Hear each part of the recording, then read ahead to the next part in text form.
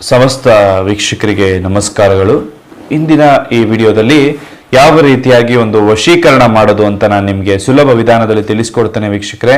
ಇದೊಂದು ತುಂಬಾ ಶಕ್ತಿಶಾಲಿಯಾದಂತಹ ಒಂದು ವಶೀಕರಣ ಯಂತ್ರ ಆಗಿರುತ್ತೆ. ಇದರಿಂದ ನೀವು ಇಷ್ಟಪಟ್ಟಂತಹ ಸ್ತ್ರೀ ಆಗಿರ್ಬೋದು ಅಥವಾ ಪುರುಷ ಆಗಿರ್ಬೋದು, ಅವರು ನಿಮ್ಮಂತೆ ಆಗ್ತಾರೆ, ನಿಮಗೆ ವಶೀಕರಣ ಆಗ್ತಾರೆ, ನೀವು ಹೇಳಿದಂತೆ ಕೇಳ್ತಾರೆ ವೀಕ್ಷಕರೇ. ಇದನ್ನ ಯಾವುದೇ ಕೆಟ್ಟ ಕೆಲಸಗಳಿಗೆ ಉಪಯೋಗಿಸೋದಕ್ಕೆ ಹೋಗಬೇಡಿ. ಅದೇ ರೀತಿಯಲ್ಲಿ ಕೇವಲ ನಿಮ್ಮ ಪ್ರೀತಿ ನಿಮ್ಮಿಂದ ದೂರ ಆಗಿದ್ರೆ ಅಥವಾ ನಿಮ್ಮ ಪ್ರೀತಿ ನಿಮಗೆ ಸಿಗದೇ ಇದ್ದರೆ ಆಗ ಅದನ್ನು ಮತ್ತೆ ಪಡ್ಕೊಳ್ಳೋದಕ್ಕೆ ಮಾತ್ರ ಉಪಯೋಗಿಸಿ. ನೀವು ಗಂಡ ಹೆಂಡತಿ ದೂರ ಆಗಿದ್ರೆ ಉಪಯೋಗಿಸಿ ಅಂತ ಹೇಳ್ತಾ, ಕೇವಲ ಒಳ್ಳೆಯದಕ್ಕೆ ಮಾತ್ರ ಬಳಸಿ ಅಂತ ಹೇಳ್ತಾ ಈ ವಿಡಿಯೋವನ್ನು ಪ್ರಾರಂಭಿಸೋಣ.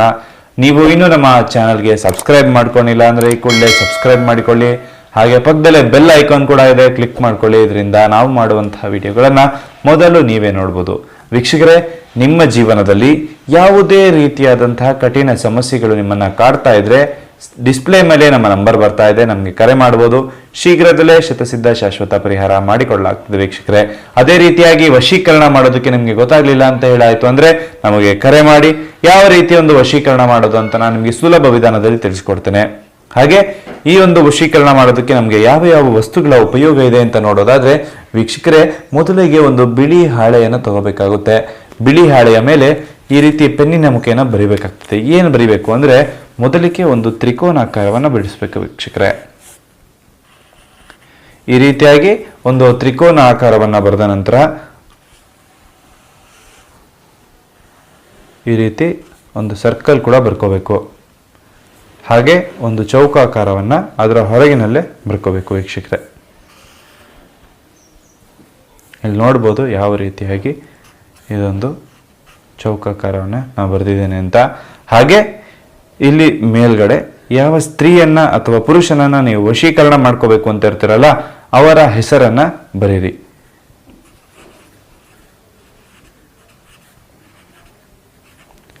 ಹಾಗೆ ಕೆಳಗಡೆ ನಿಮ್ಮ ಹೆಸರನ್ನ ಬರ್ಕೊಳ್ಳಿ. ನೀವು ಇಲ್ಲಿ ನೋಡ್ಬೋದು, ನಾನಿಲ್ಲಿ ದೇವದತ್ತ ಅಂತ ಬರೆದಿದ್ದೇನೆ. ಮೇಲ್ಗಡೆ ನೀವು ಯಾರನ್ನ ವಶೀಕರಣ ಮಾಡ್ಕೋಬೇಕು ಅಂತ ಇರ್ತೀರಲ್ಲ ಅವರ ಹೆಸರು, ಕೆಳಗಡೆ ನಿಮ್ಮ ಹೆಸರನ್ನ ಬರ್ಕೋಬೇಕಾಗುತ್ತೆ. ಹಾಗೆ ಈ ಮಧ್ಯದಲ್ಲಿ 1 ಅನ್ನೋ ಅಂಕೆಯನ್ನು ಬರ್ಕೊಳ್ಳಿ. ಈ 4 ದಿಕ್ಕಿನಲ್ಲೂ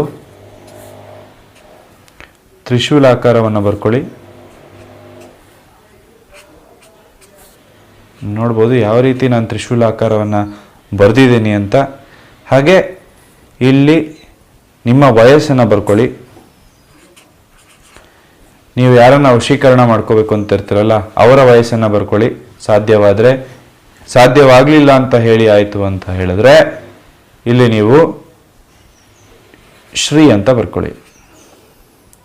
ಸಾಧ್ಯವಾದರೆ ಅವರ ವಯಸ್ಸು ಗೊತ್ತಿದ್ರೆ ವಯಸ್ಸು ಬರೀರಿ. ಸಾಧ್ಯವಾಗಲಿಲ್ಲ ಅಂತ ಹೇಳಾಯಿತು ಅಂದರೆ ಶ್ರೀ ಅಂತ ಬರೀರಿ. ಹಾಗೂ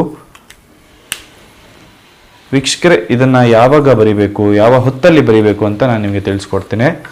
ವೀಕ್ಷಕರೇ, ಇದನ್ನು ನೀವು ಬರಿಬೇಕಾದಂತಹ ಸಮಯ ಯಾವುದಪ್ಪ ಅಂತ ಹೇಳಿದ್ರೆ ರಾತ್ರಿ 12 ಗಂಟೆಗೆ ಇದನ್ನು ಮಾಡಬೇಕಾಗುತ್ತೆ. ರಾತ್ರಿ 12 ಗಂಟೆಗೆ ತಣ್ಣೀರಿನಲ್ಲಿ ಸ್ನಾನ ಮಾಡಿ, ಒಂದು ತಣ್ಣೀರಿನಲ್ಲಿ ಸ್ನಾನ ಮಾಡಿ ಈ ಒಂದು ವಶೀಕರಣವನ್ನು ಮಾಡ್ಕೋಬೇಕಾಗುತ್ತೆ.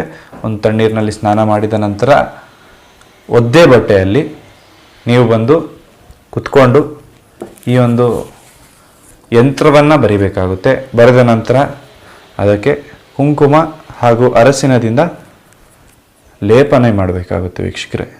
ಈ ರೀತಿಯಾಗಿ ಹಾಕಿಕೊಂಡು ತದನಂತರದಲ್ಲಿ ಇದಕ್ಕೆ ಒಂದು ಕಡ್ಡಿಯನ್ನು ಬೆಳಗಬೇಕಾಗುತ್ತೆ.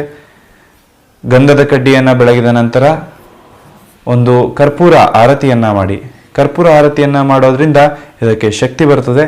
ಹಾಗೆ ನೀವು ಯಾರನ್ನ ವಶೀಕರಣ ಮಾಡ್ಕೋಬೇಕು ಅಂತ ಇರ್ತೀರಲ್ಲ ಅವರ ಹೆಸರನ್ನ ಸೇರಿಸಿ ಈ ಒಂದು ಮಂತ್ರವನ್ನು 57 ಬಾರಿ ಜಪ ಮಾಡಬೇಕಾಗ್ತದೆ. ಈ ರೀತಿಯಾಗಿ ಜಪ ಮಾಡೋದ್ರಿಂದ ಅವರು ನಿಮ್ಮ ವಶ ಆಗ್ತಾರೆ, ನೀವು ಹೇಳಿದ ರೀತಿಯಲ್ಲಿ ಕೇಳ್ತಾರೆ.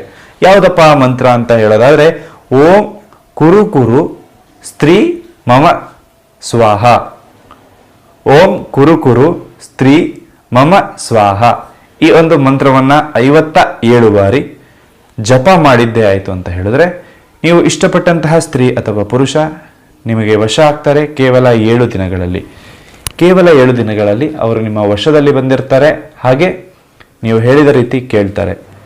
ಈ ಒಂದು ಯಂತ್ರವನ್ನು ಬರೆದ ನಂತರ 7 ದಿನಗಳವರೆಗೆ ಕಂಟಿನ್ಯೂಸ್ ಆಗಿ 12 ಗಂಟೆಗೆ ಮಧ್ಯರಾತ್ರಿಗೆ ನೀವು ಎದ್ದು ತಣ್ಣೀರಲ್ಲಿ ಸ್ನಾನ ಮಾಡಬೇಕು ಹಾಗೂ ಇದಕ್ಕೆ ಪೂಜೆ ಮಾಡಬೇಕು. ಪ್ರತಿನಿತ್ಯ ರಾತ್ರಿ 12 ಗಂಟೆಗೆ ಈ ಒಂದು ಮಂತ್ರವನ್ನು ಜಪ ಮಾಡಬೇಕು. ಸ್ನಾನ 12 ಗಂಟೆ ನಂತರ ಮಾಡಬೇಕು. 12 ಗಂಟೆ ನಂತರ ಸ್ನಾನ ಮಾಡಿದ ಬಳಿಕ ಈ ಒಂದು ಮಂತ್ರವನ್ನು 57 ಬಾರಿ ಜಪ ಮಾಡಬೇಕು. ಮಂತ್ರ ನಾನು ನಿಮ್ಗೆ ಈಗಾಗಲೇ ತಿಳಿಸಿದ್ದೀನಿ. ಹಾಗೆ ವೀಕ್ಷಕರೇ, ಇದನ್ನ 7 ದಿನ ಆದ ನಂತರ, ಅವರು ನಿಮ್ಮ ವಶ ಆದ ನಂತರ ಇದನ್ನ ಅಗ್ನಿಗೆ ಆಹುತಿಯಾಗಿ ಕೊಟ್ಟುಕೊಳ್ಳಿ. 7 ದಿನಗಳವರೆಗೆ ಇದನ್ನು ನಿಮ್ಮ ತಲೆದಿಂಬಿನ ಕೆಳಗೆ ಇಟ್ಟುಕೊಳ್ಳಿ. ಪೂಜೆ ಮಾಡಿದ ನಂತರ ತಲೆದಿಂಬಿನ ಕೆಳಗೆ ಇಟ್ಟುಕೊಳ್ಳಿ. 57 ಬಾರಿ ಜಪ ಮಾಡಬೇಕು. ಹೀಗೆ ಮಾಡಿದ್ದೇ ಆಯಿತು ಅಂತ ಹೇಳಿದ್ರೆ ನೀವು ಇಷ್ಟಪಟ್ಟಂತಹ ಸ್ತ್ರೀ ಅಥವಾ ಪುರುಷ ನಿಮಗೆ ವಶೀಕರಣ ಆಗ್ತಾರೆ. ವೀಕ್ಷಕರೇ, ನಿಮ್ಮ ಜೀವನದಲ್ಲಿ ಯಾವುದೇ ರೀತಿಯಾದಂತಹ ಕಠಿಣ ಸಮಸ್ಯೆಗಳು ನಿಮ್ಮನ್ನ ಕಾಡ್ತಾ ಇದ್ರೆ ಸ್ಕ್ರೀನ್ ಮೇಲೆ ನಮ್ಮ ನಂಬರ್ ಬರ್ತಾ ಇದೆ, ಕರೆ ಮಾಡಿ ಶತಸಿದ್ಧ ಶಾಶ್ವತ ಪರಿಹಾರ ಮಾಡಿಕೊಡ್ತೇವೆ ವೀಕ್ಷಕರೇ. ಹಾಗೇನೆ ನಿಮಗೆ ವಶೀಕರಣ ಮಾಡೋದಕ್ಕೆ ಗೊತ್ತಾಗ್ಲಿಲ್ಲ ಅಂತ ಹೇಳಾಯ್ತು ಅಂದ್ರೆ ನಮಗೆ ಕರೆ ಮಾಡಿ ಯಾವ ರೀತಿ ವಶೀಕರಣ ಮಾಡೋದು ಅಂತ ನಮಗೆ ತಿಳಿಸ್ಕೊಡ್ತೇವೆ. ಇದನ್ನ ಯಾವುದೇ ಕೆಟ್ಟ ಕೆಲಸಗಳಿಗೆ ಉಪಯೋಗಿಸೋದಕ್ಕೆ ಹೋಗಬೇಡಿ. ನೀವು ನಮ್ಮ ಚಾನಲ್ಗೆ ಸಬ್ಸ್ಕ್ರೈಬ್ ಮಾಡಿಲ್ಲ ಅಂದ್ರೆ ಸಬ್ಸ್ಕ್ರೈಬ್ ಮಾಡ್ಕೊಳ್ಳಿ. ಪಕ್ಕದಲ್ಲಿ ಬೆಲ್ ಐಕಾನ್ ಕೂಡ ಇದೆ, ಕ್ಲಿಕ್ ಮಾಡ್ಕೊಳ್ಳಿ. ಸರ್ವೇ ಜನ ಸುಖಿನೋ ಭವಂತು. ನಮಸ್ಕಾರ ವೀಕ್ಷಕರೇ.